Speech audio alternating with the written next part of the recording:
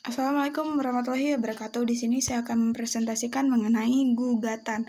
Jadi gugatan itu sendiri meliputi tuntutan hak, ada isi, kemudian kompetensi, dan juga ada penggabungan gugatan. Yang pertama itu tuntutan hak. Tuntutan hak itu merupakan persoalan yang dihadapi seseorang yang diajukan kepada pengadilan perdata.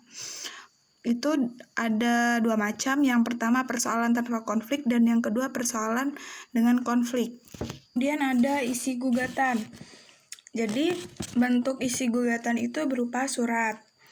Surat itu memiliki syarat-syaratnya. Yang pertamanya itu tanggal, tempat, terus adanya tertuju kepada siapa surat itu, kemudian ada isi daripada gugatan dan juga ditutup dengan nama pengirim gugatan. Ditinjau daripada isi gugatan, pasal 8 RV itu menentukan bahwasanya gugatan itu memuat adanya identitas para pihak. Yang keduanya itu posita atau yang ketiganya itu petitum. Jadi identitas para pihak itu dalam perkara biasanya terdiri dari dua pihak, yaitu pihak tergugat dan pihak yang menggugat. Kemudian para pihak itu juga dibagi menjadi dua, yaitu pihak formil dan juga pihak material. Jadi pihak material itu adalah pihak yang berkepentingan langsung. Maksudnya itu yaitu dia tuh penggugat ataupun yang pihak tergugat.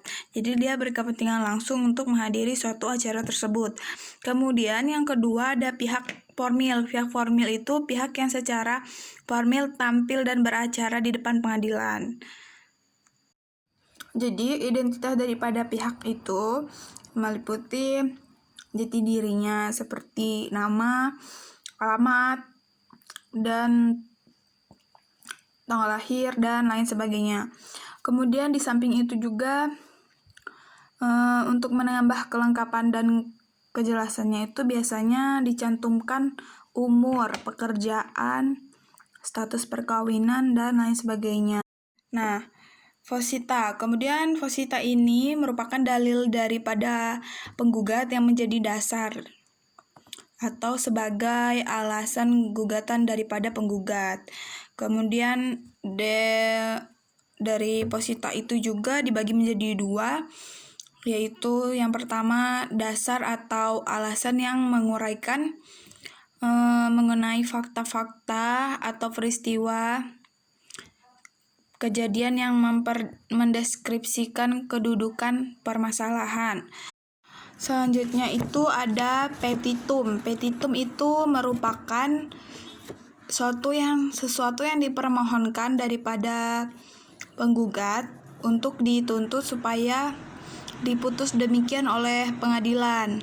Jadi dalam putusan pengadilan petitum ini mendapat jawaban dalam amar atau diktum putusan pengadilan dan juga bersifat mempunyai keterkaitan yang jelas dengan perumusan posita. Dan itu ada kompetensi. Jadi kompetensi itu dibagi menjadi dua macam. Yang pertama kompetensi absolut dan yang kedua itu kompetensi relatif.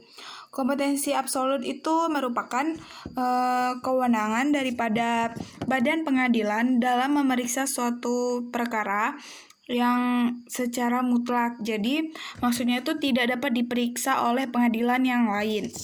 Nah, yang keduanya itu kompetensi relatif. Jadi kompetensi relatif itu sering disebut dengan kompetensi nisbi.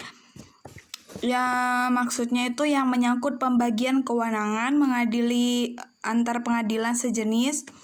Itu juga berdasarkan yurisdiksi wilayahnya. Jadi tidak sembarangan gitu.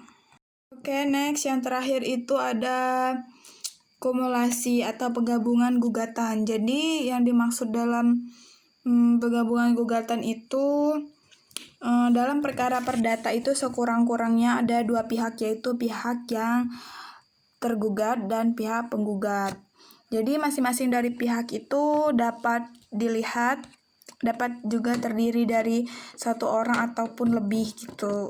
Demikian juga pada tuntutannya. Kumulasi ini juga dibagi menjadi dua, yaitu kumulasi subjektif dan kumulasi objektif.